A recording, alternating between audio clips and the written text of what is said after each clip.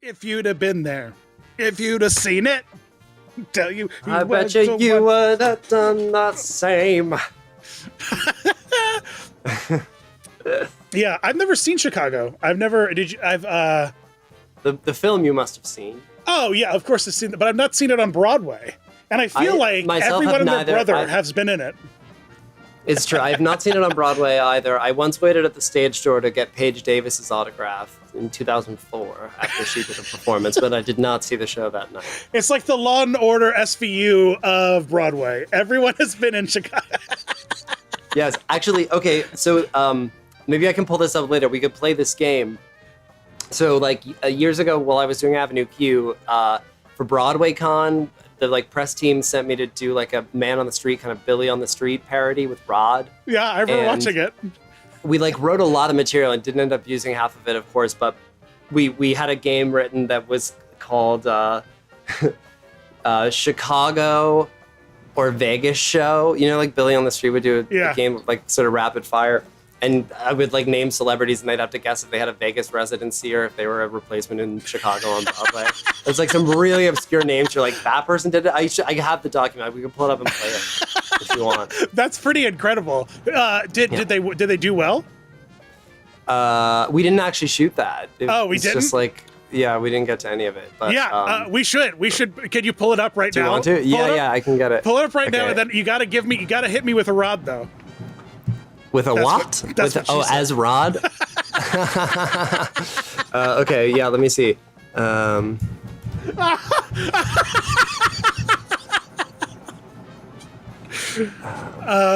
You have a really great Rod, I think. Oh my God, I have to stop. Your vocal performance. I didn't know you'd seen my Rod. I got to see you in Avenue Q. That's right. Twice, I think, and it was wonderful. You're wonderful. It was really, really great. Thanks, man.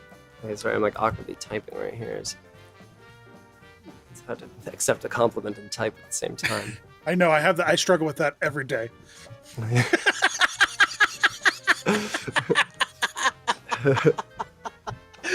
We're so relatable. I thought. Were there any other games you didn't play, or was this just the big thing that you wrote? Is this what you're most disappointed? The other game was Marilyn Manson or Dear Evan Hansen, and we can play that one too if you want. Okay, Nate, can you put a minute on the clock? And I don't know. I'll just read them out, and you say Vegas show if you think they had their own Vegas show. And if you think they were in Chicago on Broadway, you say Chicago. Do you get it, Dan? I get it. Okay, understand. Let's do it. Okay, let's put a minute on the clock. Do you want me to do this as Rod, as Billy Eichner? That's a lot. Okay. Okay, here we go. Okay.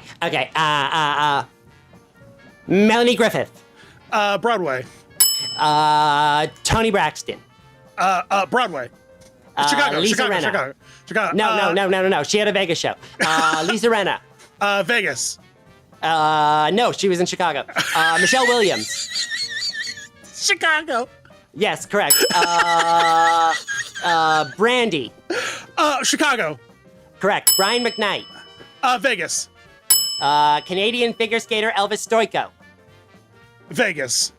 No, Chicago. Jerry Springer. Vegas. No, Chicago. Mel B.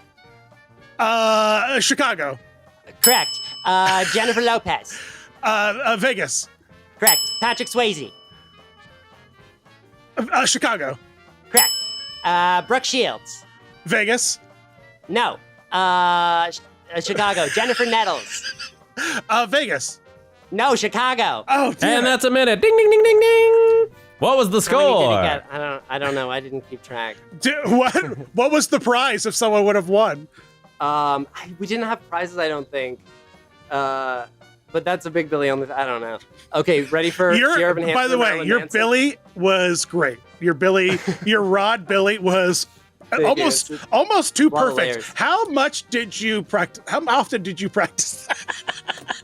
Probably not that much, but a big Billy on the Street fan. Love Billy. Me too. I love a Billy on the Street. Yeah. Okay, wait. This is the other one. I'll just give you a couple of these. because you'll get the point. Okay, ready?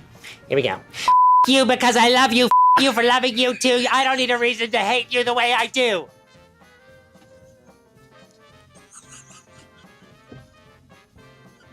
We can't. You have to guess. That You have to guess. Marilyn Manson? Yes. I'm your first and last deposit through sickness and in hell. I'll never, you promise you a garden. I'll just water me down. Oh, dear Evan Hansen. No, Marilyn Manson. I should have screened it. That was the bit. It's kind of, yeah, that's all it is. That caught me off guard, and we're gonna have to bleep all of that out. But that caught me off guard so aggressively. So. I don't know if you could use that. Maybe don't. But that was just the whole joke. Was just like Rod suddenly yelling these really like aggressive, violent lyrics. Oh my goodness, that was great. How long did you do it? Avenue Q I did from 2015 to 2018. Wow. So like two and a half years. How many shows did you ever figure it out? Yeah, we counted at some point. It was like around 1,300, something like that. I think I had the record for the most performances of Princeton Rod.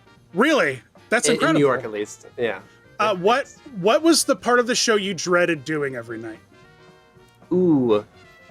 Dreaded. Okay, it was like the stretch between basically if you were gay through like the end of Act 1. It's like nonstop. It's like if I could just get through this, then the show will be over soon. Kind of, because Act 2 at least you have like a break. You have like a 20-minute break, and it's a much shorter act. So yeah, that was the long stretch. But I mean, you know. What was the worst time a puppet broke on stage while you were on stage? Okay, there's a couple. I loved how your face lit up when I asked you that question. I mean, this is the stories, right? You do something 1,300 times, like the stuff that goes wrong adds up. But the Kate Monster's eye fell off, like not the full white. You know, she's got like an eye and then like just the pupil. Yeah, the pupil fell off. So and then there was just like kind of a yellow, like glue mark where the eye was glued on. But it happened like right as Elizabeth, who was playing Kate, was going on to do porn. So and she hears it like fall somewhere in the wings. It's dark. She makes her entrance and like does her number, and then we don't really see it until she turns up stage and we're on the windows and we're just like, oh my god, scary. And then Rod's nose also fell off once while we were doing the Christmas Eve therapy scene in Act 1. Oh wow! When I saw it once recently, it wasn't the last time I saw it with you. I remember a distinct rip down the seam of Princeton's arm in the one scene where he's like just like in like an undershirt, like from his. Like it was just a big long down his arm. Oh, that's surprising. Yeah, it was a big like a seam rip. It was just in the seam where he wasn't wearing a shirt. Could have just been like a seam that was really like kind of worn away. I don't know. Yeah, you saw some of the white like under whatever, I don't know. But yeah. I saw that. Those puppets were you know beat up 8 times a week for years. I know, right? Is a real incredible puppet maker and an artist. Those puppets are some of the best I've ever worked with and will ever work with. Really? Is that just incredibly durable and just well built and? Absolutely, and you know, I think the fact that he was a performer in the show influenced his design. You know, they're light, they move really well, they do everything that the characters need to within the show. You know, sometimes you're handed a puppet and you're like, how do I make this do this? It doesn't. Sometimes they don't jive, but it was real. They were built with obviously the show in mind. So, yeah, really, really great. And you know, they're such beautiful characters. It's so easy to look at.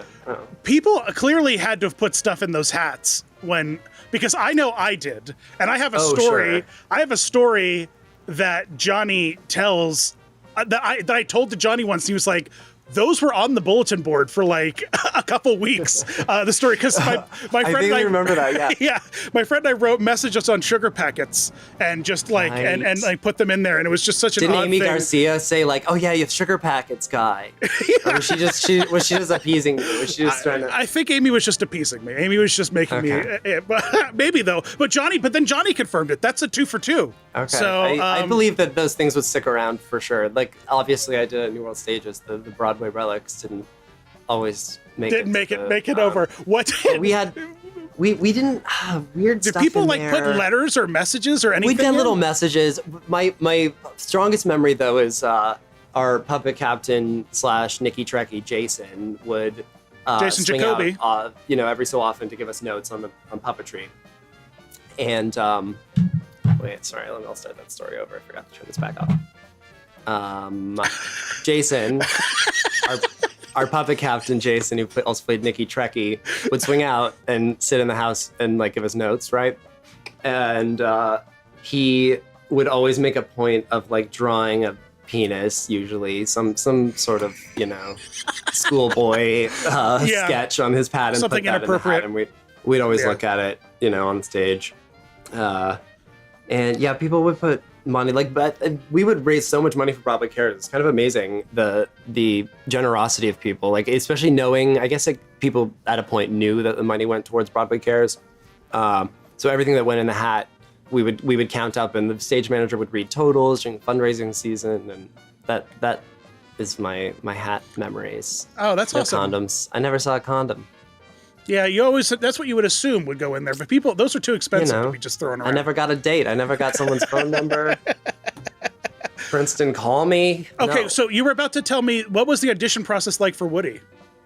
Like, what was it? Did you know that's what you were going in for, or when you got it? Yeah, definitely was a specific to Woody audition. Actually, like maybe a year ago at this point, sometimes I sing at Club Cumming down in the East Village. Alan Cummings, like little piano club, and they did like a Disney night. I pulled out the sheet music that I got for my audition, which was like the audition cut of "That's Why We're Here."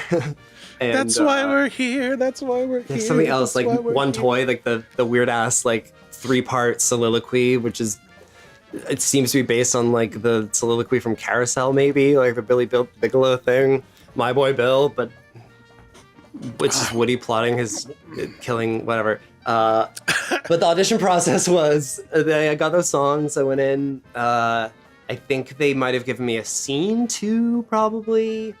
And then there was a callback. Oh, they taught me a dance combo, which I loved how they did this.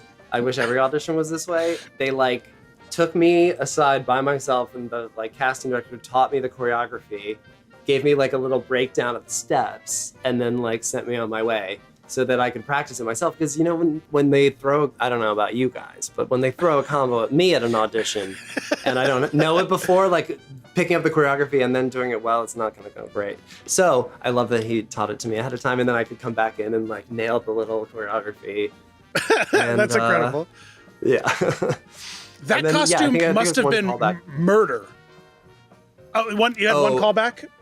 I think just one callback, and then they called. And there was no talk of like what else, the like other tracks, like on the cruise ship, as you talked about in your thing. Yeah. What other tracks did you have? You do a bunch of. So in Golden Mickey's, I was it's just like ensemble, but the Cruella like puppy dancers that come out of the trunk of the car. Yeah. I guess she like somehow magically turns the puppies into boys, and she's like has some weird sexual energy with them. Anyway, then what else did I do in Golden Mickey's? Oh, there's like a Green Army Man moment, and then Prince Philip in the like love medley, and then in Disney Dreams, Sebastian Puppeteer, Duke, and Circle of Life Dancer are my favorite. And the costumes, right? They're just from the Animal Kingdom, right? Oh my God, yes. So the true story, the finale costumes in Disney Dreams, an Enchanted classic, I don't know, is that the byline? Are literally, they're just like cotton, like pullover shirt, scrubs. And they're like scrubs. Yeah, basically they're scrubs, like elastic waistband pants, and they give you like sort of chunky brown sandals to wear, and and the poor girls have these like really 90s wigs with like headbands. But then on the shirts, there's like a little tab where you would put your name tag.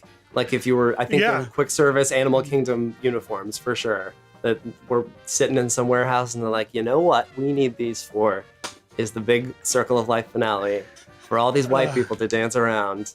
How did those celebrate puppets, the Lion King? How was everything stored back there? Like all those puppets and stuff. Was everything just on the hanging? ship? Yeah, it's kind of crazy because I learned everything on a cruise ship has to be made out of metal. There's no wood, anything, because it's a fire hazard. You know, like they teach you that fire is actually the most dangerous thing to have on a ship, because if it burns, you're done. And there's no containing it. But so all the sets are like made of metal and like packed down really flat. And then the puppets and stuff, some stuff was stored in dressing rooms. There's like a little bit of dressing room, like the aliens, I think. And they would kind of load up these pallets and then fly those like above the stage back. And then, which got scary sometimes, like in rough seas, those would like playing up against each other. And just like all this giant heavy metal scenery hanging above you.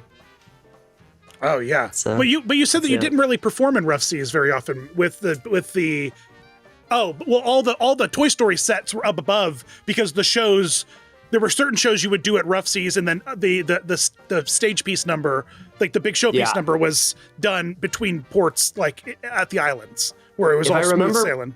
Yeah, if I remember, we would do Golden Mickey's kind of on the embark night, so like the first night of the cruise, which we were doing like Galveston for a long time, so the seas in the Gulf are really rough, especially in the winter, which is the time of year it was. And we would do Golden Mickey sometimes with sets cut. There were all kinds of contingencies. Even Toy Story had rough seas contingencies. We never, I don't remember ever doing them, but they existed for sure. Oh, really? There was alternate blocking and stuff that would happen based off of rough seas? Yeah, let me try and remember. The one that comes to mind was if the rough seas are such that they have to cut the crate, the big like milk crate, which is made of metal. It's a gorgeous set piece. I talk about it at length in the video. Yeah, and they get good mileage out of it, like you said. What you don't see is backstage, it's so heavy, they have like a thing, like crane that comes down that they clip it, and then they have to like kind of guide it as the like winch lifts it up and turns it on its side. And then when you get inside of it, there's a moment where I'm trapped, and there's like a little secret door that they can let you in, but once you're in there, you're like trapped. There's really no way out. So if they have to cut that for whatever reason, they use the opera box on the side of the stage. You know, like there's on the sides of the proscenium, there's like little Statler and Waldorf spots. They put Buzz and Woody up there as if they're like trapped. That's where Sid has trapped them. Oh, that's interesting. That's really fun. Like what else would have been cut? Like flying would have been cut. Like sometimes the flying didn't happen. Pyro would get cut, yeah. Like so that recording that's stuff. On that's like the stateroom recording, right? What do you think happened at the end? Was it just that was there a problem with his harness, probably with Woody's? Because I imagine that didn't the safety check didn't go through, and all the other calls were cut. And what was crazy is that guy running out, because I guess you're harnessed to the rocket too, right? It's like one big. No. So I might have to rewatch that video and like see what it is, but Woody is on his own line, and you back up to the thing and they clip you in and they give you like a double tap to say you're good. So it's possible like that wasn't properly secured. And then Buzz is on his own thing, and the rocket is also on its own line. You see it kind of like fly off of him as he goes. Right, so like the pyro, right. Yeah, the pyro like ignites on that thing, and then the two of us are on like our own little journey. And you have, it's so uncomfortable, and I hope it's okay that I'm talking about this, ruining the magic here. Well, I mean, sorry, it's all the video is. I mean, it's very visible what happens. It's not like it's. I mean, and you're just talking about there's nothing. There's no. That's the difference between. I honestly think that like Disney parks, they don't show you a lot of the magic at the parks. But if there's a show inside the show, they will take you inside of that thing. There's plenty of behind the scenes of all the rehearsal processes of Toy Story and like how the set pieces work. And there's a couple mommy vloggers like, from the moms panel. They got to like go backstage and see how some of the set stuff works. Whoa. So like, can you send me that? I want to see that. Yeah. The company line, I remember, it was like you're a performer interpreting the role of Woody on stage, whereas someone from the character department, who like we would say was friends with a character. You know, I didn't have to say I was friends with Woody or like hide the fact that I played Woody. You were still a cast member, but your cast member was a public facing Woody, like a front facing, and I think that's fascinating. How Disney, I might need to make a video about this to kind of talk about it, because I don't think I've ever thought of it this way, that the shows inside of their show are treated like shows, and they're almost made to be a little bit of a spectacle in and of themselves, where stuff happens that you can see sometimes. So it's fascinating that they... it's a theatrical interpretation of something. It's sort of elevated, right? It's that Broadway, they call them Broadway-style musicals, but it's that thing that Disney theatrical does so well, where it takes a Disney story or a Disney show and elevates it and interprets it in like a highly theatrical way. The costumes from the Toy Story musical were gorgeous, though. I mean, really, they were. I mean, I'm sure that they were a nightmare to perform in, but they looked beautiful. But that's the trade-off, right? If you want something to look like a plastic toy for real on stage, it's gonna be a difficult costume to operate in. You know? It was a lot of like neoprene. I remember like the monkeys and I guess I would call it neoprene, or like spandex stretched over like a kind of foamy a layered neoprene thing. Or it would be like printed, like Woody's jeans, like the fabric was printed with the stitching and all the detail. Really cool, yeah. And then same with the monkeys and the Green Army Men and the like some of the Sid toys. Were they able to fit the hat to you, or was it a one-size-fit-all hat, or was there like a clamp inside that you could like adjust it? The cowboy hat or the wig? Was it one piece or two pieces? No. The hat is like a constant thing. When you're in rehearsal, they give you rehearsal boots, and like a rehearsal hat, because it's like, where's your hat? Okay, you have to leave the hat there. Don't forget your hat. And it's constantly in your way. Oh, I kind of missed. You know what? I kind of missed that though. And it doesn't stay. I know. I really enjoyed. That's very true to the character of Woody. His hat is like his thing. I really enjoyed that part of the process with Imagination. Like, and you experienced it too, where we kind of came into something. Well, I had it as the swing, where I came into something that was fully established, and so I didn't have to discover anything when I was learning. I just had to learn, which is a different. Which is I prefer sometimes, you know what I mean? Let me just learn. Let me learn it, and then I'll discover later. You know what I mean? But like to be the one going in there and creating blocking with the director, it's like this whole. But when it's like, okay, here's like the printout of the stage and a line that you'll follow. You know what I mean? Right. Yeah. Well, cruise ship shows are very much like that. You know, not to call them like paint by numbers, but it's that's exactly what they are. An established machine, you know, and you learn your track within that. But especially with something like Woody, where you're not only like hitting marks like physically and, you know, saying lines and stuff, you have to like really craft an emotional journey for yourself, you know, if you're doing it right. And you know, the confines in which you're working are very much established. So you're like, okay, how can I like interpret Woody and get him from point A to point B, which is what he has to do, but I have to like justify that for myself almost. Which is fun. So you do get to have some creative input, and I remember the creative team was very, very good about that. We rehearsed in Toronto, which is amazing. The facilities they have there are really gorgeous. They really, they would treat you real nice out in Toronto. My homeland. The homeland. You must have lost so much weight performing as that character. You would think. I mean, but you're eating all that rich cruise food, though, probably, right? I mean, no, we couldn't really eat the food like on a regular basis. Sometimes we'd get to eat the like good stuff, but the crew food was limited. I did eat a lot of snacks, and like in port would just like go to town, you know, like key lime pie and all the fixins. I would eat a lot of snacks. Yeah, but the Woody costume itself, I mean, you're wearing like a harness, and then like the layers of foam. You like, there's some good shots in your video where you get like a real nice diaper butt moment, because it's like a shirt, right, with sleeves and then like kind of a mesh body, and then there's like a torso like little tunic That's thing, disguised. which has like the pants connected to the shirt. There's like no actual break there, and then you're wearing like leggings, foam like jean leggings that then slide out and look like diaper legs on the butt. But it reads pretty nicely from the audience, though. It looks really great. You know, it is really. For sure, the sacrifices we make as performers. The sacrifices, right? The sweat, man. The boots are kind of heavy, and and there's a wig, right? There's like a latex wig that they had a few ones from different performers, but they did not make one custom for me. I came into the show like late in its existence, so they had enough stock. But they're like, this one kind of fits, but not really. It would like always come unglued, and like you'd spirit gum it to your head. But then as you sweat, it like slowly breaks away. And yeah, it's a whole thing. So like after the show, we would have a beer at the crew bar and get wasted immediately because we'd sweat so much for 2 so hours dehydrated. doing the show all night. Yeah. That's really funny.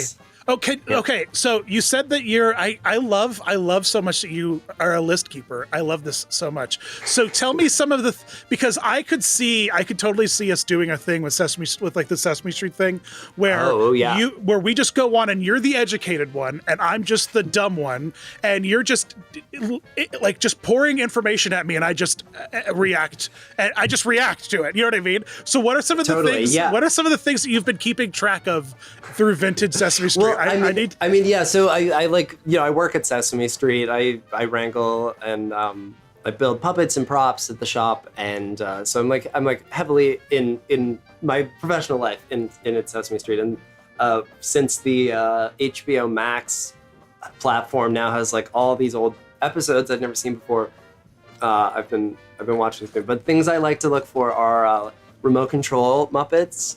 Okay. Like an RC Elmo riding his trike. Do you ever? Yeah.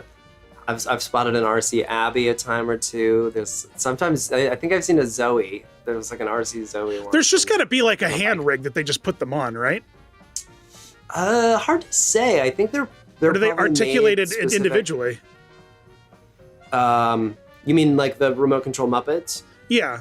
They're like their own thing. They'll puppeteer with a Waldo. They actually just remade the Elmo trike.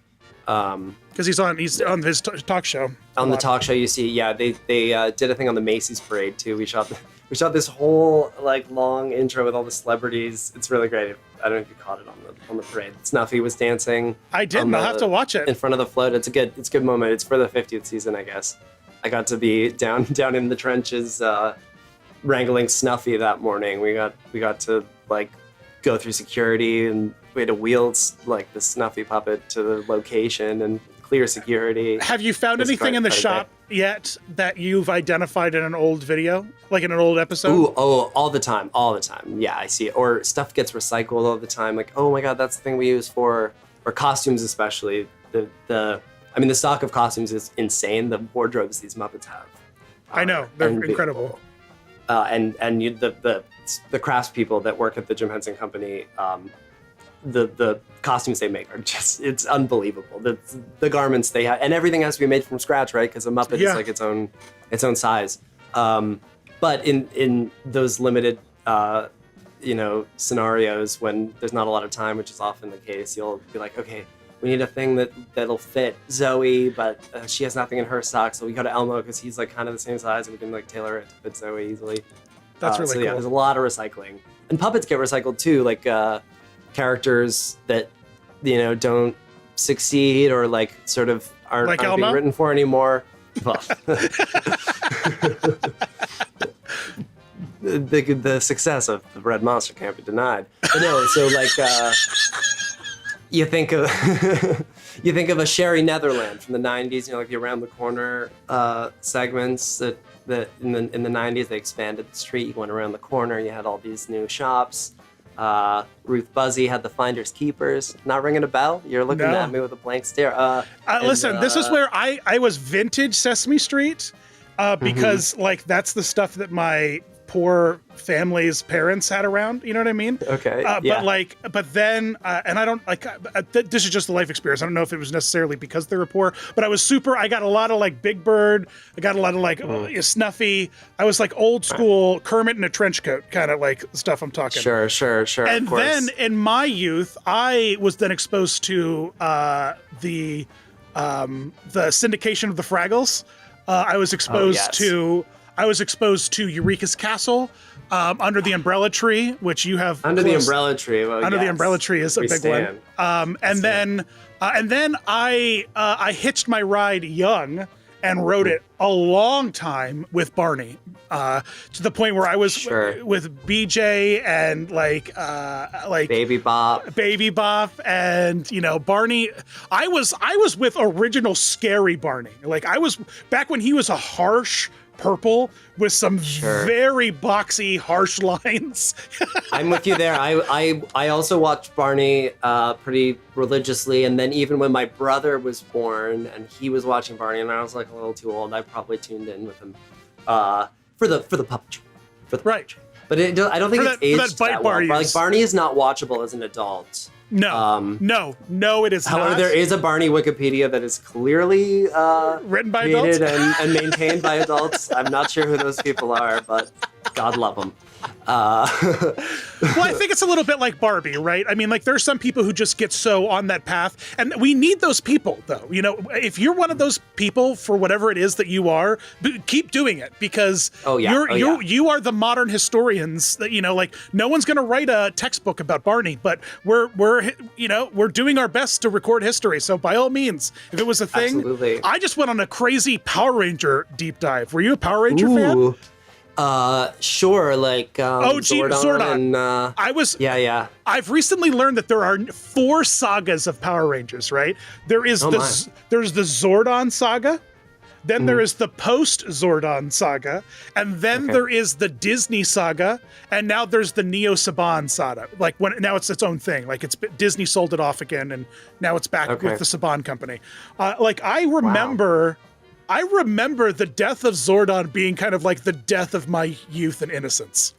Well, I was not in deep enough to know. I didn't realize there was such an arc. I do remember feeling all hot and bothered by I held on Green for 2 Ranger movies. And the didn't he turn into like a Gold Ranger at some point? Yeah, he was the White and then Ranger. There's also the Red Ranger. And when I played Power Rangers, I definitely wanted to be the Pink Ranger. Kimberly? I think. Yeah, I loved Kimberly. I loved her. Remember her Bulk passion, and Skull? Her drive, her kind of spunk. That just spoke to me. Do you remember Bulk and Skull?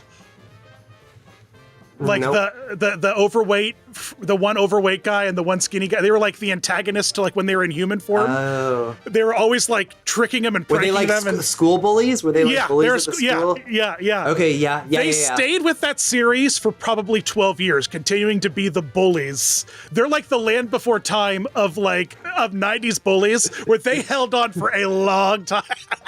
That's a very specific. There's 14 Land Before Time films. If you're watching that, they're like whichever cast member is still on Grey's Anatomy from season 1, just like hanging on. They're like, well, think about it. As soon as that show ends, your residuals, you don't have to do anything else. If you hold on to a show that's like has enough to be syndicated 3 times over, you boom, retirement.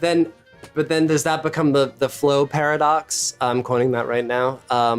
In that you become so associated with something that you can't possibly play anything else without the audience. Well, that's the thing. Hey, that's the chick from Progressive. That's the thing. That's the thing is that by the time you wear out the residuals to the point where you can't live off of them anymore, you coming back into the view of the audience becomes a nostalgic celebration of your new casting of whatever it is. It's like, oh my God, I remember him 20 years ago. He was this and now he's this, Neil Patrick Harris kind of did it underneath our eyes, underneath our nose. He kind of pulled that off, Yeah. That's when you transition from character to personality and then you become, you can do anything.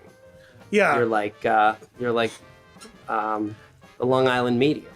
I just heard that Michael Keaton is coming back as Batman. Can you believe it? Oh, No, I didn't know he went away. Not a Batman fan. Not a Batman fan. No, sorry. I just want to say that your whole set dressing here, you got a lot of you got a lot of stripes going on, from the wardrobe to the furniture to the decor. It's a very stripe-heavy situation. Do you feel okay about it? Do you need to change anything? Do you need to art direct me? Wait, can we just, because we set this up before we started recording, and I need the payoff now, can we talk about, because I remember, I have strong memories of watching the Rosie O'Donnell talk show. I remember, because it was a talk show, it was like a mix between what Ellen kind of came, and what Nickelodeon was. You know what I mean? Like, it was this weird, Yeah, let's talk about Rosie. Let's talk about let's get into it. I stand Rosie hard. I think Rosie is the reason why I live in New York, probably the reason why I work in theater, because she was like a window kind of. I liked musicals and I knew what musical theater was, but she was kind of a window into this like real place, Broadway, where there's like a community of people who do shows and they're so funny, like watching Kristen Chenoweth sing Taylor the Latte Boy or like Sutton Foster, Do Gimme Gimme. Like she would have all the Broadway shows on. Yeah, she would. And I was just like obsessed. I would tape the show on the VHS so I could watch it after school. Dreams come true with Rosie. My friend gave me this. Come on, give me a kiss. Mwah! Except I remembered on her show, whenever she'd have like a talking doll, she'd have to like hold it up to the like clip-on microphone. Like when she would have Tickle Me Elmo on, like Kevin Clash would come and do Elmo and they'd be hawking the dolls. She would have to put it up to her mic so we could hear it. It's a weird memory. Yeah, it was this kind of, it kind of is what Ellen, it paved the way for things like Ellen to happen, really, because it was a merchandising talk show, but it was a family, it was the definition of a 90s family friendly. It was, everything about that show was 90s. Top to bottom, Absolutely. It was a 90s show. Yeah.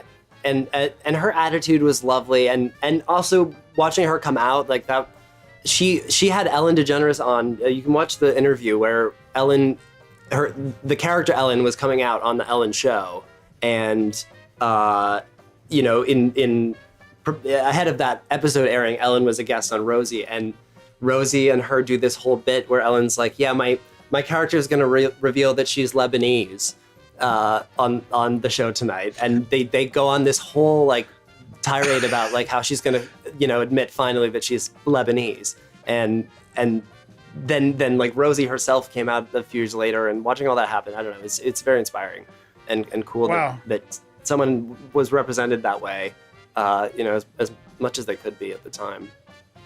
That's incredible. I'll have to go. I've never seen the Lebanese interview. I now have to go watch the Lebanese interview. That's really it's fun. Great. It's really subversive, and Rosie was getting towards the end, I think, of her run, so she didn't really care anymore. She was saying what she wanted. Yeah. We're gonna do a behind the couch reveal. Should we do it? I thought that's what you were working towards. I mean, this is Dan's brilliance. Speaking of Rosie merchandise. Dan was like, okay, you got to stick it behind the couch and reveal it like she would on her show. So that's what we're doing. Well, check this out. I got a official Rosie O'Donnell denim jacket. Does it fit? It's like a 90s fit, let's say. It's a boxy lesbian fit, but that's apropos. You could get it probably tailored, right?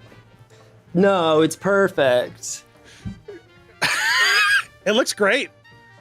Do I look like the logo of the Grease revival in the 90s? You know which one I'm talking about? Let's do an all Rosie O'Donnell Grease revival where she's Rizzo. The entire cast is played by Rosie O'Donnell impersonators, 90s Rosie O'Donnell impersonators. No, you know who's in that revival? Billy Porter, Teen Angel, who does Beauty School Dropout. Amazing. It is insane vocals. Nate, so good. The producer, is for those who don't understand me referencing Nate occasionally. Nate, it's so. Do yourself a favor and watch the Beauty School Dropout because Billy Porter. If you haven't, you might know Billy Porter now because he's fabulous. He's phenomenal on all the red carpets and whatnot. He most recently to Tony's when James Corden hosted. There's a little bit of a viral video where between takes they threw Billy him a mic and did some karaoke with him because Billy has pipes. He just he has and like a church like organ. this moment Yeah, and this moment that Billy's having is so cool. He's on Sesame Street. We shot a thing with him for season 51, which will air probably next year. I don't know. And it's great. I love the like gender bending kind of fluidity with his wardrobe. It's so fabulous. His red carpet stuff. It's great. It's so fun to watch. Yeah, I'm gonna have to go watch that clip again. You know what clip I've been watching a lot recently is Titus singing the Showgirls. And I'm telling you, I'm not going. And I'm telling you, Dream that is like they have to have a good recording of Little Mermaid, of Mary Poppins, of Lion King. Beauty and the Beast would be questionable. Tarzan, maybe not. But Little Mermaid, like digital media, by the time Little Mermaid hit, we were in the digital media age. Doing it digitally and just recording it and archiving it, we need to they did because Newsies was right around the same time. Don't act like they weren't thinking about how to like archive and monetize these things later at that point. It's like they've got to have them. They've got to have at least a couple. I can't profess to like really know, but this would be my guess is that. Because I do know everything is shot for Lincoln Center. There's a big collection. Right. Every Broadway show and a lot of off-Broadway shows get filmed archivally and put in at Lincoln Center. You can watch each one time, no rewinding. It's quite a system. It's kind of intense, but so cool to go and watch old shows. But the way they're shot, I mean, it's like 3 cameras, like one on each side of the house. There's no jib. There's no like Hamilton was clearly shot over many days, many nights. Like they probably went in without an audience and shot Steadicam, B-roll, that stuff you see from above. Same with Shrek. Like if you see Shrek on Netflix, if you see Newsies on Disney Plus. Those were all very deliberately, produced for distribution. I would argue that there's at least 2 or 3 of them done like that in Disney's archive sitting right now. Maybe. I just would be surprised that they'd sit on them for that long if they bothered to pay for them to begin with. But would you though? Because it's the same reason why they limit rights for musicals depending on where they are. If theaters, if the opportunity to see it and experience it's still out there, they're not going to ever put them out there. It's true. I also just thought about the unions. Like the actors union might have some rules about. Right. Like, they might have to negotiate a contract for the distribution and pay out the actors before they can film it or something, I would say that all of the Disney shows on Broadway right now should all form, like Disney should go to them with a big chunk of cash and say, okay, we're going to take all of you for a month. We're going to turn you all into a quarantine bubble so that we can all work together and we can all stay together. And they need to produce every show that they have on. And because we're done. We're done for a while. It's seeing shows like this. Here's my hot take, Dan. Calling this before 2030, we're gonna see Hamilton the Experience 90 minutes at the American Adventure Pavilion at Epcot. I think that IP, once it's not touring or on Broadway anymore, they'll stick that in the park. I'd put money on it.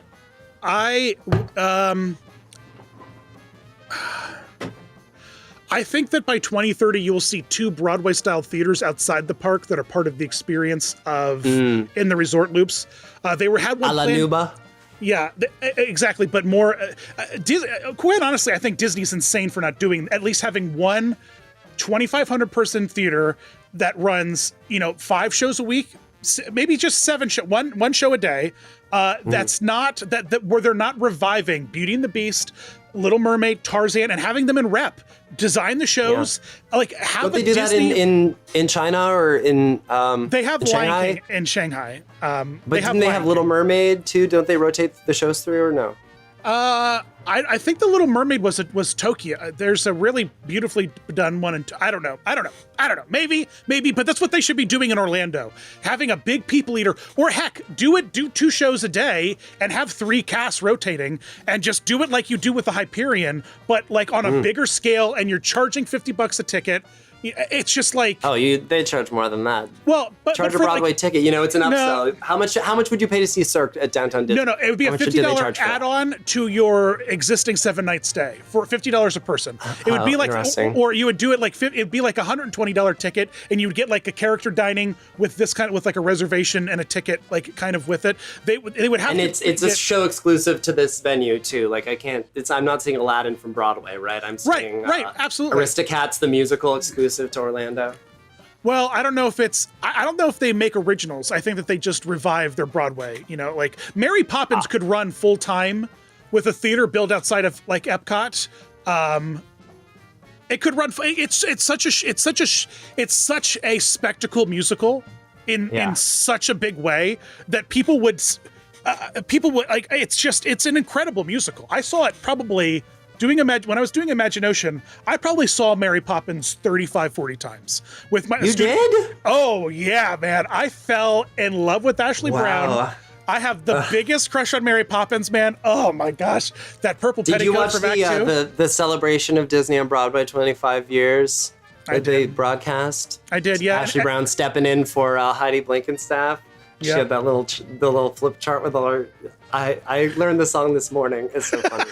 I love her. She went to CCM, the same school I did. Ashley Brown. Oh, really? She's Yes. fantastic. She's a really, really wonderful actress. And yeah, so I A fierce vocalist that cannot be understated. She is such a good singer. insanely good. But I'm astonished that they don't, because like Orlando's doing with Blue Man Group, right? Like Orlando's got like this ticketed extra experience that's it's like a full scale show. I mean, seeing Blue Man in Orlando is like seeing What them do I in pay? What do I pay to see that? What does a ticket go for? You probably think? $79 for basic okay. seats to see it. Yeah. See in Orlando, yeah. And I would pay $79 a ticket. Yeah, like we did Animal Kingdom today. We're not staying for the fireworks. We're gonna go have a dinner and then sit down and see a show. That's all we can handle tonight. Right. And how lovely would that be if it was a Broadway offering? Right. I mean, that's exact. It's like a firework. It's a firework replacement. It's a nighttime show With, like, replacement. air conditioning and chairs. And you treat the lobby the same way you treat the lobby at Broadway. $45 drinks, $65 stuffed animals. I mean, like you don't. It's this. There's no reason to. Broadway. No bathrooms. The seats are this far apart. Oh no, that's the thing. That's the thing we're gonna have a difference is because it's Orlando. You've got all the space. There's enough bathroom area for every woman in the theater to be sitting and peeing at the same time. Like it is, or like you know what I mean. Like that's the one thing that that's like the running joke when it comes to marketing when they finally open it. Like every person, like all this, for like Good Morning America, they're like, so what kind of Broadway experience are we gonna get when we come down to Orlando to see Mary Poppins? It's gonna be everything. We're gonna have the fancy drinks, we're gonna have the fancy merchandise, but the big thing, the thing that we're really changing, folks, the one horrible memory from every Broadway show is when you had to pee. There are so many bathrooms, and the whole audience applauds behind them. You know what I mean? And then they all stand up and they realize the seats they're sitting on are toilets. They don't even have to get up. They don't even have to go anywhere to relieve themselves. It's all there. The magic. That's the true Disney experience right there. If the toilets were if the seats were toilets. Yeah, or it's like a Harry Potter thing where you wave your wand and like you relieve yourself somehow magically. Speaking of Harry Potter, that's my counter argument. They need to close Blue Man and put renovate that and put Cursed Child being played in Rep full time down there. Full time. Universal's Have you a seen Cursed Child? Yeah, Universal's a 3-day park. If you go to the resort, you can do a park, and then you kind of mix and mingle the last day. You can squeeze 3 days out of it if you really needed to. And aren't they building a new theme park there? It's going to be even more. Yeah, and so that whole theme park is insane what they're doing with that. There's going to be no Universal, lines. No lines? The whole new park will be all virtual queued, and it'll be one big hub that's open to the public, and not to the public, but resort guests, with a huge hotel built, and then it's going to be treated like 6 mini parks, and so you kind of like get into admission in each of these little lands. So imagine like the Magic Kingdom, like the center hub was still the ticket and transportation center, and then you could and the castle was the hotel, and then each of the separate lands were mini parks that you could go into to control crowd flow and everything. It's going to be crazy. And then every queue is basically the Kim Possible experience from Epcot around the world. Yeah, well, now it's more, if you've been down recently with Galaxy's Edge, they've really leaned in hard with the new. I wanted to go like in March, April, and that didn't work. We should plan a trip. We should plan like a 2-day. Dude, I'm saying. And do it when the parks open back up again. But the Galaxy's Edge were you big in Star Wars? Big in Star Wars, yeah. It's definitely something that I've loved, and But So excited. really, will you go and watch the Star Wars films throughout the year to just like what? Absolutely, especially with Disney Plus making it so easy. Okay, I've watched them all through a few times. It will be special to you. For me, I just didn't catch the Star Wars train. I don't know what it was about it. I think I had more weird Star Trek people in my life than weird Star Wars people. So I got more exposed to the Trek than, but I still love it. I think it's phenomenal for what it is, but it wasn't part of my childhood in the same way it is for a lot of my friends. And the people who it was, they go to that land and they're just like, oh my God. Blood. Yeah. I mean, I was a little disappointed when the Imagineering documentary, spoiled the end of the ride. You know what I'm talking about? You will not. The ride can't be spoiled. It can't be. Right. Even if and if since anything, they spoiled knowing it, I watched a ride through. Oh, okay, is gotcha. what I was gonna say. And it looks amazing, and like everything that Disney does, the attention to detail is just outrageous, and I'm so here for it. Yeah, it's pretty wild. I wish and it's impossible being in the position I am to like go into one of those rides cold and not know what I'm about to experience. It's just like I would spend more time trying to avoid it than I really care to. So I'm just like, I'll just find out what everything is. You know what I mean? But still experiencing it was out of this world. It was crazy. It was just out of this world. That they should put that on the poster. Galaxy's Edge, it's out of this world. Call him up. You're gonna love like parking there though, because you get to see the back of it, and it just looks like a bunch of kebabs. No, put that on the sticks. poster. You're gonna love parking. sorry.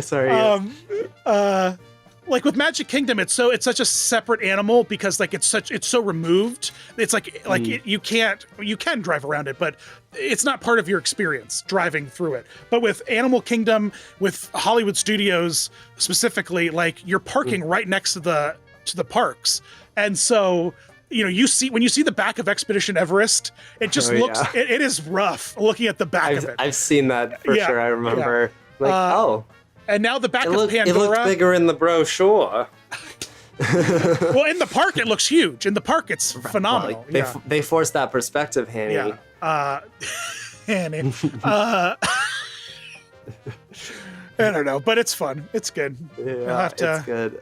I miss theme parks. Remember when we went to Disneyland and did that workshop with We did that workshop with all those guys. Yeah, how fun was that?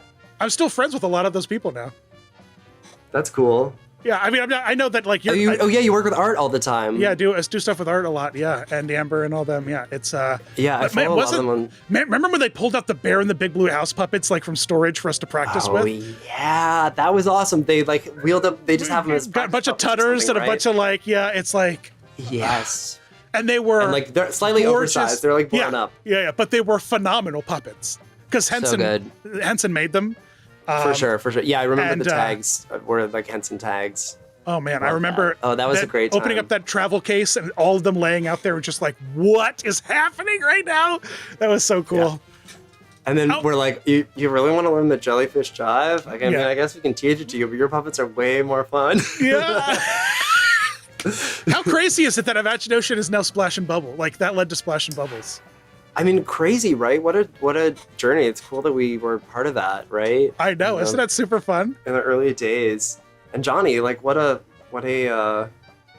star. I mean, the Fraggle stuff that they did was just so great. How crazy is that? Wait, did you say you did a SpongeBob puppet show? Oh yeah, I worked on a thing for Nickelodeon, and I think it's dropping on the SpongeBob like official YouTube channel now. But it's basically like, how did they pitch it? It's like Drunk History, but SpongeBob and puppets. It's like the voice actors recalling their favorite episodes. And then that's probably fun. The stories they're telling their memories of the show are being reenacted by puppets. Does that make sense? I love that. Was it fun to do? Who made the puppets? I wrangled on it. I built props and I did all the wrangling. Did Henson make the puppets? Spencer Lott was the puppet designer. Who's nice. A Sesame Street puppeteer, and he did the Mr. Rogers movie last year. Really great guy. Very grateful he brought me on board.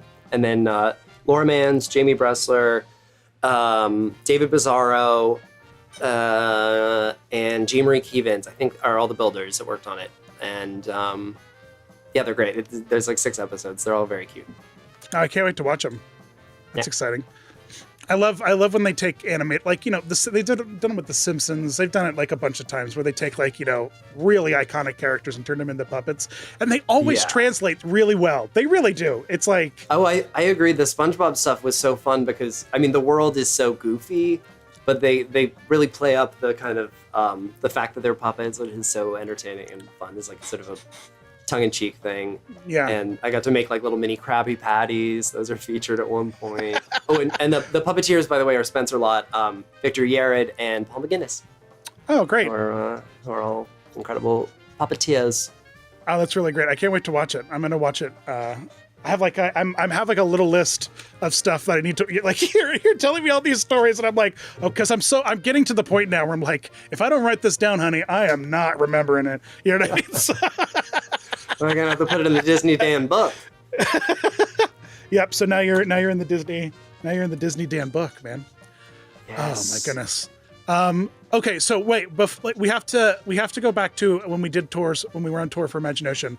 Oh yeah, wait, I had an idea. I had a thought, because you were saying Nate can play videos, right? And we could talk over it. Like, what if we find a clip of Imagination and we talk about like what we're doing in the dark, where our tracks are? Do you think you'd remember? I don't know if I would. I could bring up guess. the arrows number. The arrows number. The torture. The most torturous head contusion inducing number. One. Do you talk about Imagination on here? Do people know what that is? I've never talked about it. I mean, I've talked about it casually. People know I've done, professional puppet stuff here and there, but it was a glow in the dark family kid, musical that ran off Broadway for about 1.5 years and then toured for 2 years, 3 years. 3 years. Tours, Yeah. And then slowly made its way into becoming the PBS show that is now known as Splash and Bubbles. Splash and Bubbles. Hundreds of episodes, I believe, they've made Splash and Bubbles. Yeah, and with some really fun digital puppetry stuff. It was really, really fun. But what was cool about it is that, and if you're listening to this, you probably are familiar with the Little Mermaid show at Hollywood Studios. And so during the Under the Sea segment of that number, it's very similar. In fact, one may argue that's where John Turturro got the idea for the Imagination. Because what it is in that instance is a bunch of glow-in-the-dark blacklight puppets, and then the black lights are thrown on. Do they have glow-in-the-dark bubbles in Little Mermaid? No, just lasers. And smoke and bubbles.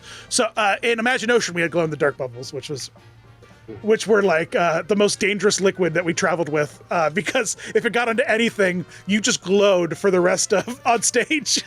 Oh yeah, well that would ruin the illusion, right? It was like that stuff has to stay so far from the set and the puppets and the blacks, because half the show is what you don't see, and that's covered by We had to use special detergents. We had to use like special everything. Yeah, right. Tide, I think, was like Tide a no-no. glows. Yeah, if you want something to glow in the dark with black light, if you really want something to, just do like a Tide wash. Just put a little bit of Tide and some water.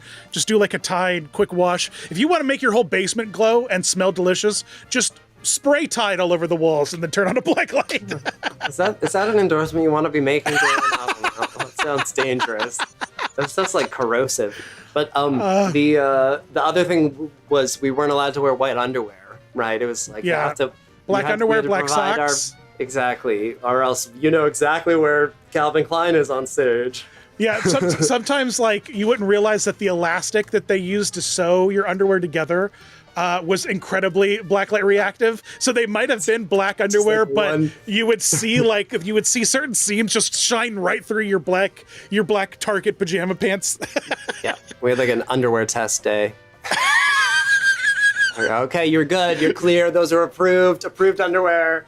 I don't distinctly remember. I mean, I guess some of the houses we were in were so large, like on tour, that it really wasn't even an issue most of the time. But I remember on when we were in New World Stages in New York, it was the house was so small. It was like I don't know how many people. What did it seat, Nate? Like 200 people, 300? Probably. What less is that than theater?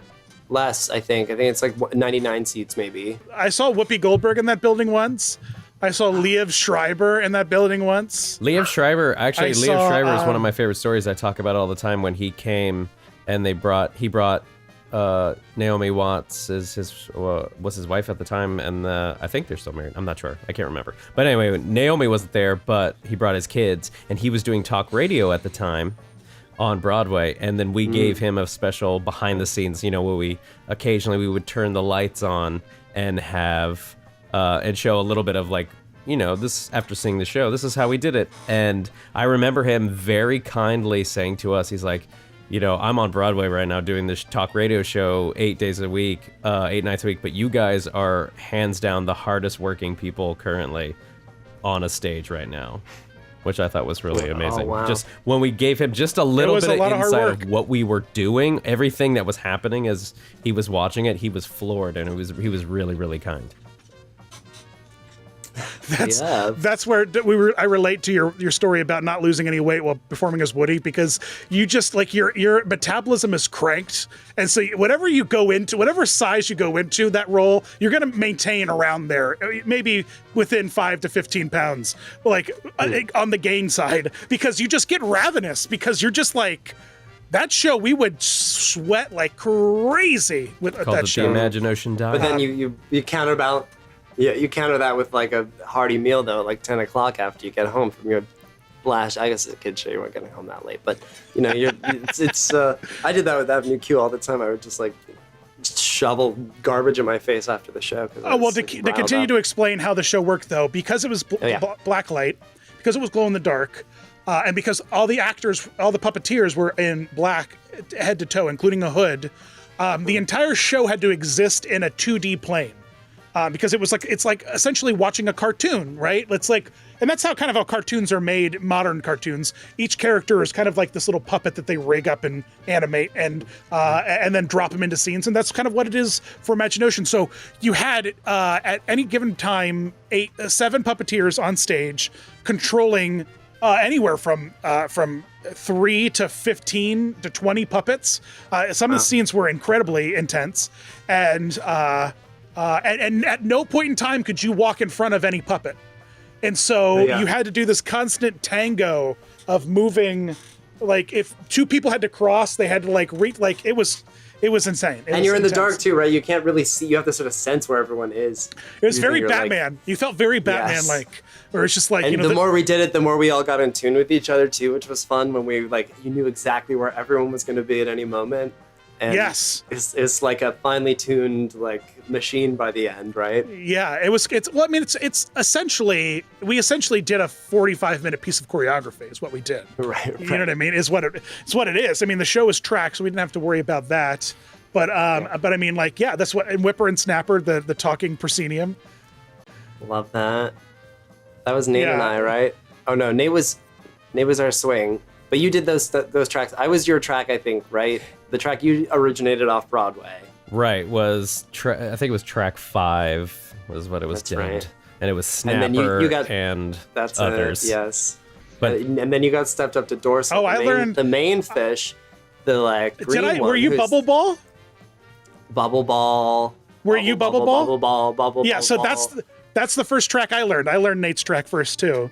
Off Broadway, and then I ended up learning were you a swing? Yeah, I was a swing for the original production. Dan was our swing right before we closed, and then when we went on the first tour, he hopped on, and he got the Leonard. I did a couple months. Track. It was the second half of the run. I was the swing. The run was split into 2. Okay, I found what I was able to find. I couldn't find the full number. On a hard drive somewhere, I have the entire show. Sure, yeah, me too. I have a Broadway theatrical in February of 2010. 10 years ago, guys. Whoa. There's a little 60-second ad for the show showing clips. Okay, so roll it. I will get us so you can see it here. Nate, I wonder if I could get permission to MST3K character while we watch this. I wonder if I can get permission from Johnny or someone to do what I did with the Toy Story musical with this and break it down. Oh, you should. Yeah. Okay, here we go. We ready? Yeah, the story was really simple. It was just about 3 fish friends trying to discover the true meaning of friendship. Oh, they say it's a party. Following a treasure map. Yes. Yeah, they found a treasure map, They and they do the inexplicably jellyfish follow jive. it. Yep. Yeah, all these were just The jellyfish jive you were talking about. Yeah, I was one of the ones on. I forgot about the two wiggle orange worms. guys. Flip them over. Yeah, and then we could like dive down behind the ground round. Yeah, There's the I was big Leonard. octopus Leonard. I performed Leonard. Oh yeah. Wait, and how are you doing both Ripple. characters? You were Ripple Oh, too. that's They're that's both the end of there. the show. That's the end of the show where he is where I think track 7 does Ripple for the end. Right. Remember? Oh yeah, I remember Brendan doing that. Yeah. I love the music. I mean, it was fun. This is totally gonna get copyright claimed. Hi, I'm Crystal the Fish. Come see me and all my friends here at Imagine Ocean at New World Stages. Yeah! Oh, and that the pirate ship. Yeah. That- that- That's so funny. It like was a animatronic thing. It like Yeah, Or yeah. It was hand control. It was a hand controlled animatronic. no, it lit up. It lit up. There were like Yeah, well, it had, switches. it had us. Yeah, it had a battery. There was a time on Broadway where the battery would just loudly beep, and the backstage. I remember that. I remember there was a time as a swing that I not only was swinging, but I also had to sit backstage and press a button on the fire alarm because it would cycle every 15 minutes. And if you weren't pressing the button, the lights would come on and the alarm would go off. Are you sure you weren't in a bunker on an island where your plane crashed and you had to? Type It felt a little bit like that sometimes. Okay, It felt yeah. a little bit like that sometimes. And we shared the dressing room space with the Bubble Show. Oh, I the thought you were going Gazillion to say Bubble Naked Show? Boys singing. No, well there was always daytime shows for us. We were always like that's why I saw Mary Poppins so often. We would do the 2 shows, then I would immediately run and get into the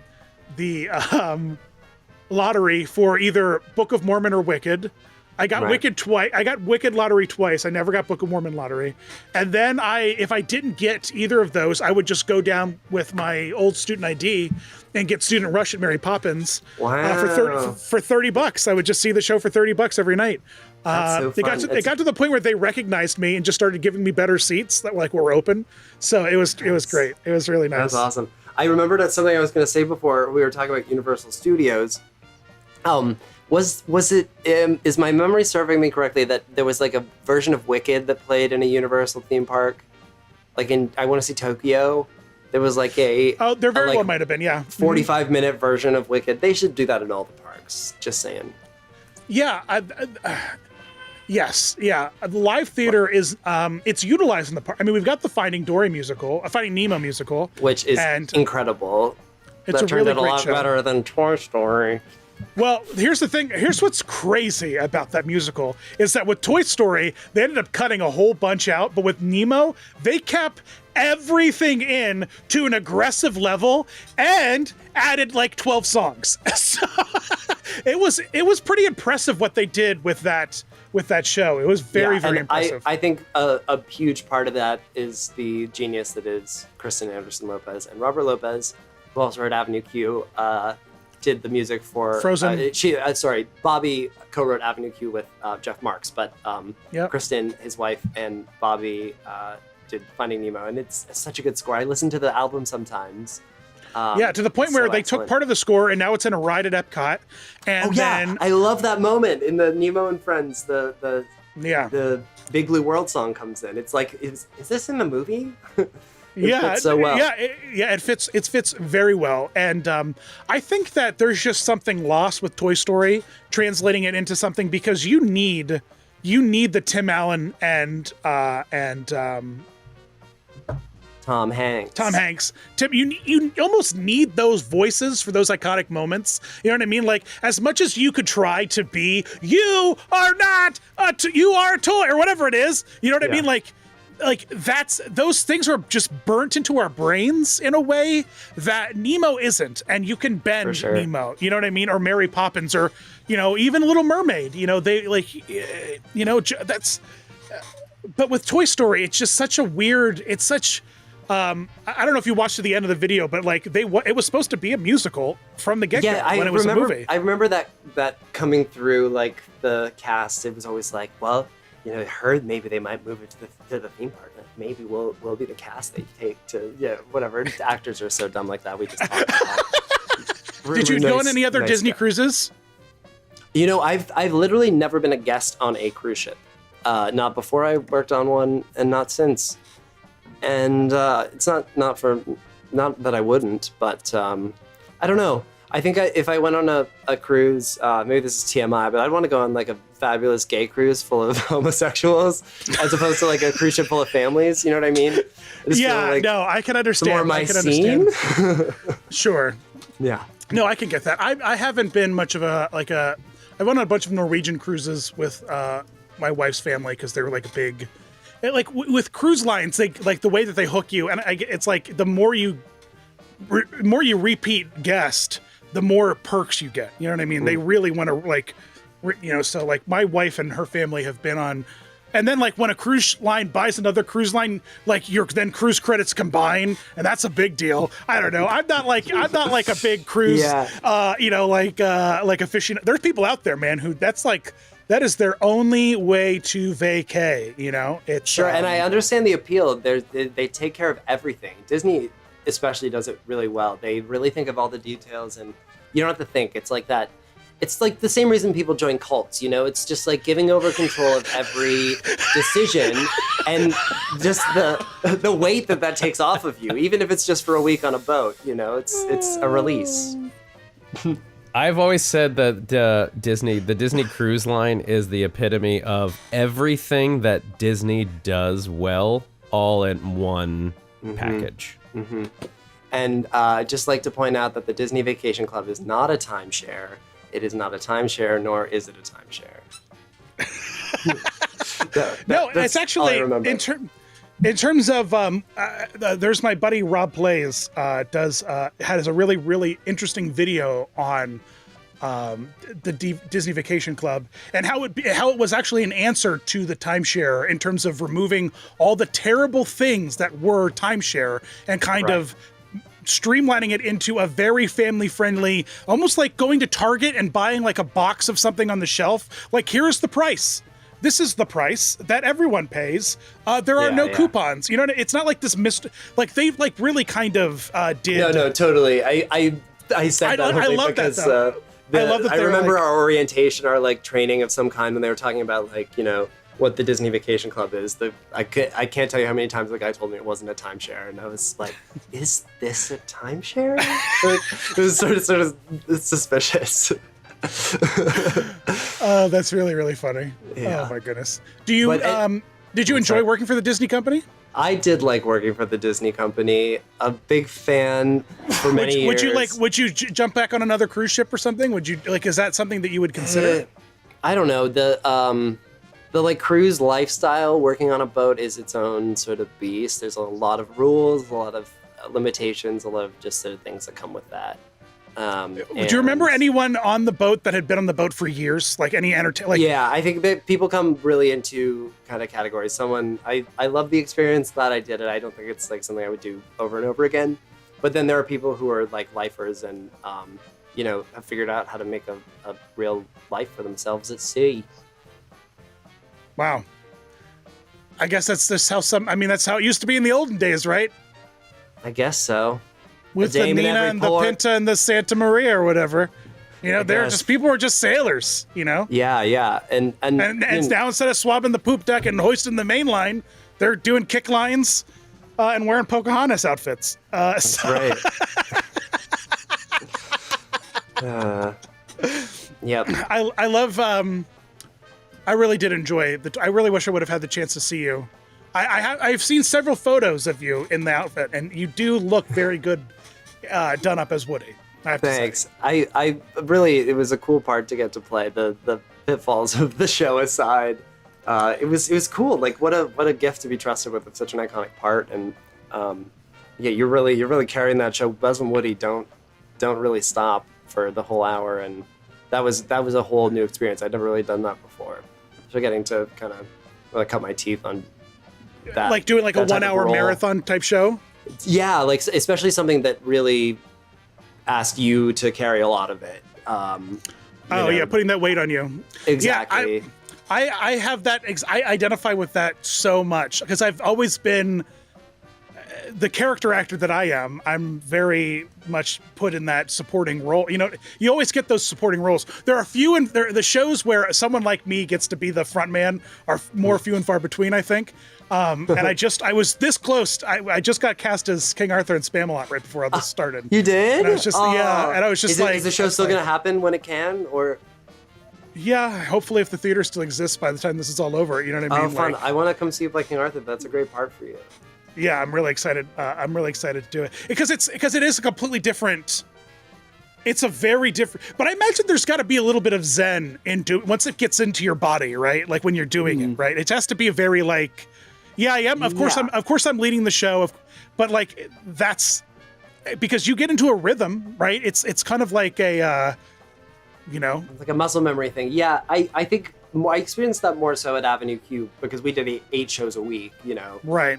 Every day you were back. Some mostly, yeah, same show every night. Toy Story at least was only like once every cruise, so we'd have at least 3 or 4 days between Toy Story nights. So you'd get some space from it, but then you're like, oh my god, I just did 2 other shows. Do I remember what Toy Story is? When you say same show every night with Toy Story, were there shows that were not the same every night with Avenue Q? Oh well, no. I just mean like the repetition was more consistent, right? With Q, like the muscle memory was so real. Like there were times where you're like at the end of the week, really long day, whatever it is, and you get off stage and you're like, oh my god, I totally blacked out. Did that go okay? Like I don't remember doing that scene, but I'm like off stage now, and everything's still going, so I think it's fine. Yeah.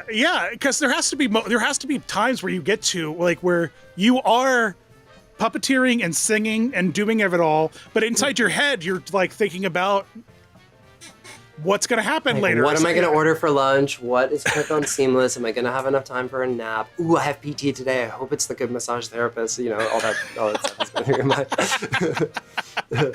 Yeah, I have to say that doing, but it also had to be fun though each day, right? I mean, there had to be moments of ridiculousess. Has the show ever stopped? The show had to have stopped occasionally, right? Wait, which one? Avenue Q. Avenue Q? Yeah, okay, so there was one day where there was a fire alarm at intermission, and we like had to that's go New World outside. Stages, baby. Oh my god. We delayed shows. There was a show that I missed. I called out sick, and they had an issue with the power to the pit. So I'm like so sad I was sick during this performance. The like orchestra couldn't come in with Fine Fine Line. You know, the big kind of like breakup scene happens at the wedding, and then the act ends with Kate Monster doing her kind of power ballad moment. But so Princeton, like, you know, at her breakup, she's like, get out of here. And he walks off stage, silence, silence, silence. The piano's supposed to come in like with the vamp at the beginning of the song.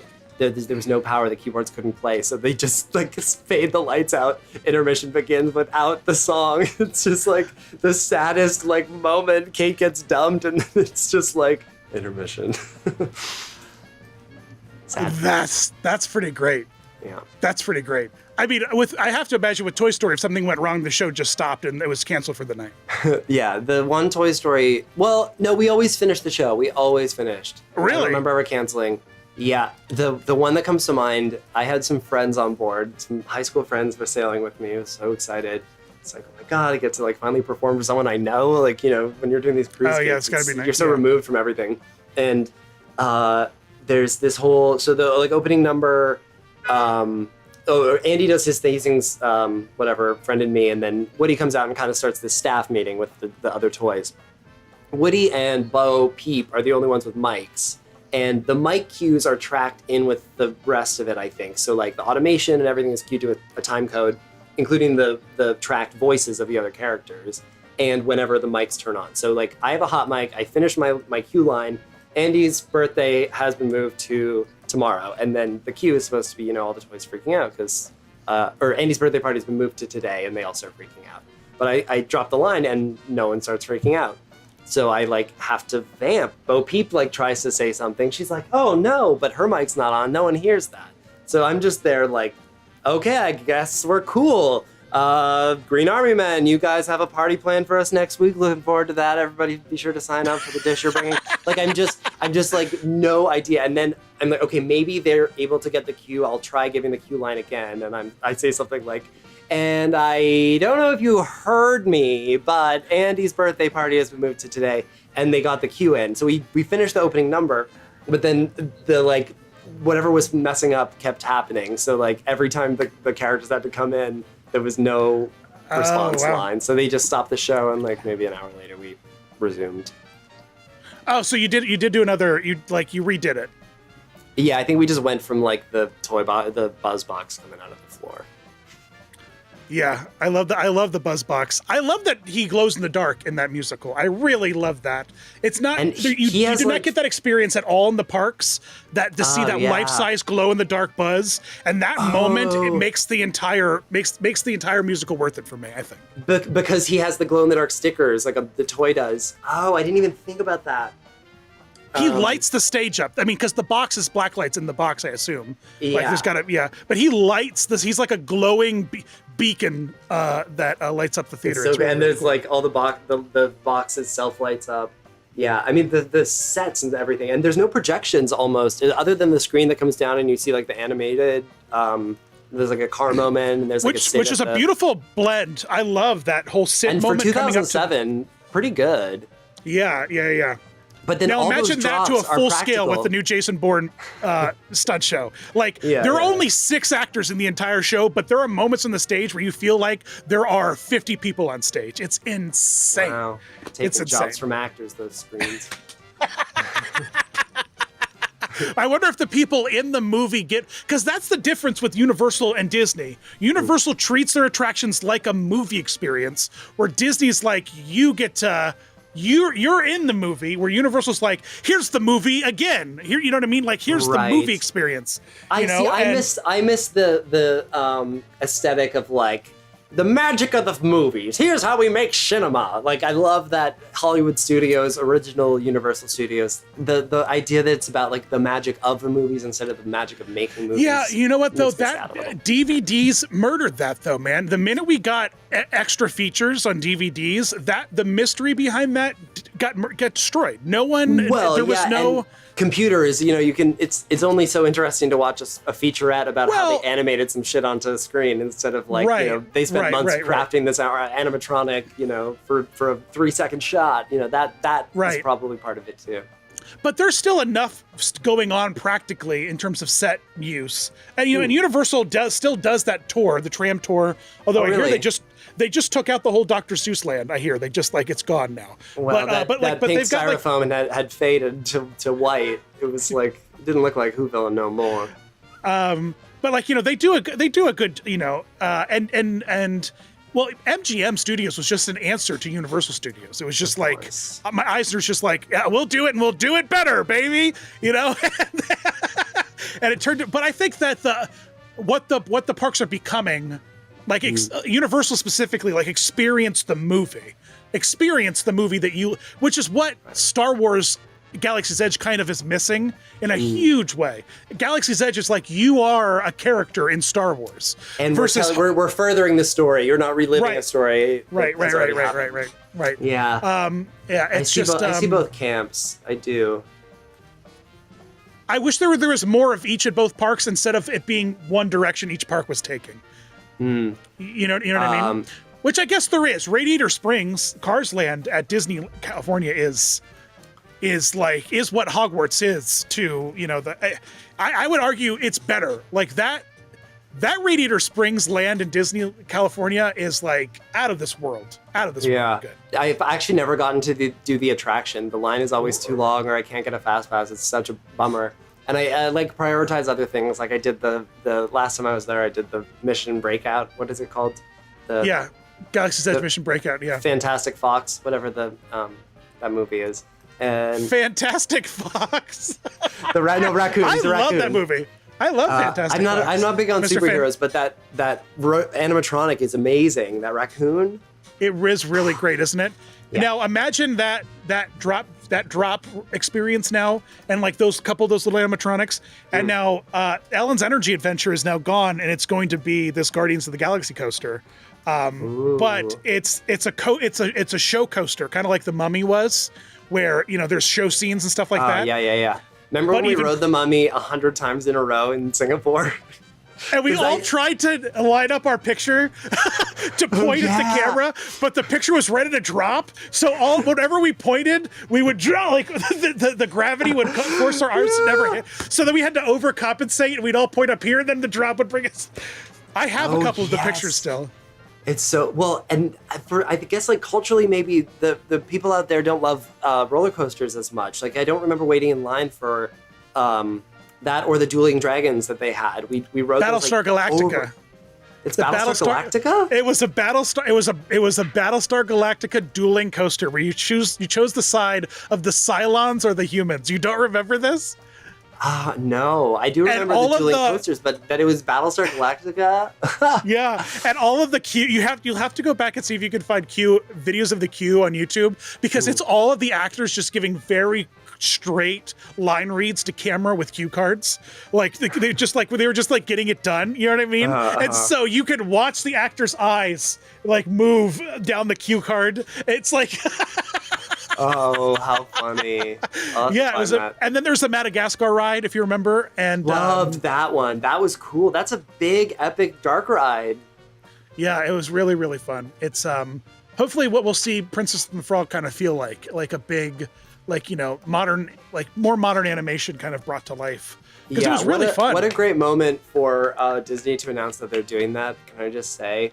And if anyone would like a really great recommendation for a podcast that covers Song of the South and its kind of history and context within like cinema, I highly recommend You Must Remember This. I think that's what it's called. It's it's a like sort of cinema history podcast, but she does a multi-part about Song of the South, and it is really eye-opening. And a point it makes, and you can cut this out if you want, but if this is too political, but I appreciate that her stance is kind of like the fact that Disney is sweeping Song of the South under the rug and making it so unavailable is almost as bad as like pretending it never happened. It's like denying its existence. So like I think there should be a way in which people can view that film with some context and like understand and see like what it was, and Disney has to own that they did at some point put that out. We have Leonard Maltin, right, as this resource of classic Disney television and Disney home, because he would do all these like Disney collections he would do that. He would sit and tell you. He would add additional context and detail to the film, and I agree that it needs to be out there, available in some context, through some framework, through some lens of being appropriate and understanding. Even if it's in a museum somewhere sure like some kind of actual viewing of the film that it starts with a panel, and honestly that Disney can explain like what is wrong with what they did in that film. I think that's maybe the element I'm missing, that it's one thing to say like no, it's dated and it's of another time, but to say like, oh, actually the things we were propagating are bad. Right. But I think more interestingly is that you will just see a slow death of anything in the parks that isn't tied to money-making properties. It's just gonna happen. There'll be some things that hold on, maybe like the Country Bear Jamboree, maybe because it's like an instant. Because to remove it would cause more problems than to keep it. Was there a rumor that it was going to become like a Woody's Roundup show of some kind? That was the golden. There was a golden horseshoe kind of thing. Yeah, it was. It was rumored to be, and there was a big rumored thing that Moana was going to take over the Enchanted Tiki Room, and what it turned out to be was the Moana meet and greet during the Halloween party was taking over the Enchanted Tiki Room. So I mean, like the rumors and the it's all nonsense. But I think that soon we won't see anything that's not like the princess. And justifiably so. Get those characters represented in the parks more, so that more people can identify with it. Like, let's get them all. Let's get it all happening. You know what I mean? Agreed. So I think it was a good choice to do. I do. Yeah, I think it's a great fit. And Disneyland specifically with the New Orleans Square, it's going to be an experience now. I mean, I would expect them to put parades in, like little mini, it's just going to be awesome over there. Which they've had. I love the stuff they did with the riverboat, and you have the like kind of Mardi Gras dancers with the crocodile. It's so great. I love that movie. That's one of my favorites. that score, man, Randy Newman. Listen, before I'm done talking to you, is there anything in your set dressing that you would like us to take note of? Oh, no, I mean, it all just is what it is. I don't know. I like your Funko Pops. I like your doozer there. Thanks. I got a little cotter pin doozer, which Laura McLean gave me that cotter pin when she gave me a tour of them up at the Jim Henson Creature Shop way back in the day. Met her through Imagination, I assume, through you guys, and then like bugged her enough to show me around, and she gave me that on my way out. Dude, you were aggressive in getting your foot in the door. I remember this story. Tell me the story. But okay, this is the story we have to end on. Tell me this. You know what story I'm talking about. Okay, I think I do know what story. That was embarrassing. But here we go. It's at the end of the podcast. No one gets this deep. So that's right. That's just right. It's get true. this off your chest. Just get this off your chest. So I've told this story. You know what though? Before. They're great. It's great stories though. It's why you're where you're at today, man. It's determination. You know. For sure. I mean, I actually don't think what I did this day did me any good or bad. But this is what happened. I was in college. This is like 2010, maybe 2009. I've come on spring break to maybe do some summer stock auditions, see some Broadway shows. And then this kid I knew had told me that he like got shown around the Creature Shop just by calling, like cold called them. And I was like, wow, that seems really scary. I don't know that there's no way that can be true. But I decided like, oh, maybe I could just like go to their address, go to the shop and like drop off a resume and like my puppetry demo. And maybe they'd show me around at the same time. So I find the address, Long Island City. I go, but before that, I'm here on vacation, so I like don't have my whole laptop and stuff. So the DVD that I'd burned or thought I'd burned did not work, and I tested it. And I was like, oh no, this is like the whole plan is ruined. But then I was like, no, you just bring the DVD, even though there's nothing on it, and you give it to them, and it'll be fine. It'll. The reason you're going is to get the tour. So like I end up going, and I like knock on the door, and this guy Joe Roddy, who I work with now. I work at this place now. I've since gotten in. And have you told him this story? Have you reminisced with him? I have not told Joey this story, but because he was like really grumpy. He was like, which is classic Joey. Love him to death. But he was like, of course, he's like busy managing like production at this shop. He's not going to show some like kid showing up with a resume around unannounced. Like, what am I thinking? And he like told me he'd give it to Kevin Clash and then close the door in my face. I was so sad. I saw Big Bird behind the desk behind him, and I was like, oh, I wanna. No. You finally got the tour though one day. Lars came. I got that tour too. I got that tour too. I got. And now I give that tour. Now I get. Who did you pick to take a picture with? Oh, with Wembley from Fraggle Rock, because they had just redone the Fraggles for that like symphony. Do you remember that? Like yeah, Johnny had done. Yeah. The Henson music thing. Jim Henson kind of symphony. Which I saw. Did you remember? Did you see it? Yeah, I remember. We were like at the stage the audio together. was so bad for that. The audio was the worst. Oh, well, it's Carnegie Hall, and which is like a concert hall, and they're trying to like hide puppeteers behind things, and yeah, I understand. It was great though. It was really great. Paul Williams was there, and then we went to Chipotle after. You remember that? We had Chipotle after. I don't know why I remember. Yeah, and Chipotle's in Manhattan served margaritas, and I was very excited about that. Ooh, yeah, that stuff is good. And that's the day when I was like, Lars, will you show me around the shop? And she said, sure. Gave me that doozer picture with Wembley. Boom. I chose Grover. I went Grover when I was there. It's a good choice. And he's a really fun puppet. The way he's built is just incredible, right? Like he's got this insane hinge. Like it's basically all fabric, and then there's like a little bit of a mouth plate. But the hinge, it's like super long, so he has all this like. Play. And I love his gut. I love his long body with the big round pot belly at the bottom. It's almost like a Who character, like a Dr. Seuss character. You know what I mean? Like definitely that kind of pear-shaped tummy. The Fraggles have that quality too. It's so Muppety. Have you built anything at the shop that is now past NDA that's been on TV that you like? Oh, that you're most proud of? Stuff I've built. It's funny, like what comes to mind? for a while, for like a few seasons, I was doing a lot of wobbly stacks of boxes. It was like every other script was like, it's Grover carries a wobbly stack of books. He carries a wobbly stack of banana boxes. He carries a wobbly How do you make a wobbly dishes. stack of books? What's the gimmick? Yeah, they're like foam books. They're like covered with paper, and then you put a bungee cord through it, drilling holes through everyone, and you feed them on, so they're all like kind of chained on together. And then you put like a plate with a dowel on the bottom, and then wobbly stack of anything. Wobbly stack. I did get to make. They're doing this Elmo talk show now, and they haven't aired the episode yet, but there's one coming up. There's a jam jar. There's 2 jam jars, and there was only one, so I had to make a second one to match it. So watch out for the jam jar. Jam jar duplication, Mr. Ben Durocher. That's right. Hey Ben, thanks for talking to me. Oh man, this was so fun. Listen, Dan, let's do a podcast. I'm serious. Okay. Let's do a Sesame Street history podcast. Okay. Where you just deep dive your Sesame Street and then you tell me stories and I'll just react to them. You know what I mean? Okay. Like, yeah, sure. Yeah, I'll find you some old and we'll clips. call it like my time on the street or something. And Love it. And we'll have just to have Laura McLean on. She's the real expert. Well, Nate and we're back. We're gonna start up a new puppet podcast again called Whatnot with Dan and Nate. So it'll be a fun. We just need to have like some Sesame Ben Street gets panels. that reference. Why we call it course. Whatnot podcast. Of course I do. You're not going to call it the Anything Muppet podcast, though. I guess you don't have anything to promote right now, right? If you, no. What have I got? The SpongeBob SquarePants show, I guess, that I worked on. SpongeBob SquarePants. Not Too Late show.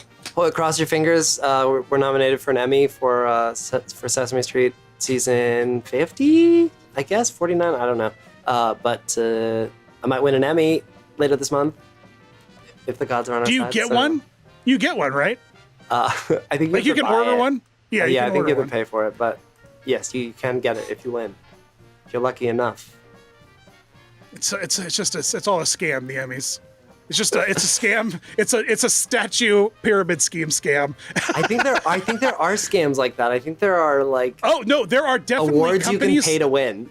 Yes, there are and anytime you see a contractor or a company display that they're in the top 500, the top 100, top 250, and they have a plaque or a shirt or a logo, they've paid for that. It's just a list you can pay to get on. And the only reason you move up in that list is because people stop paying and you move up and then other people start paying underneath you. You know what I mean? Whoa, it is a pyramid scheme. It's literally multi-level marketing.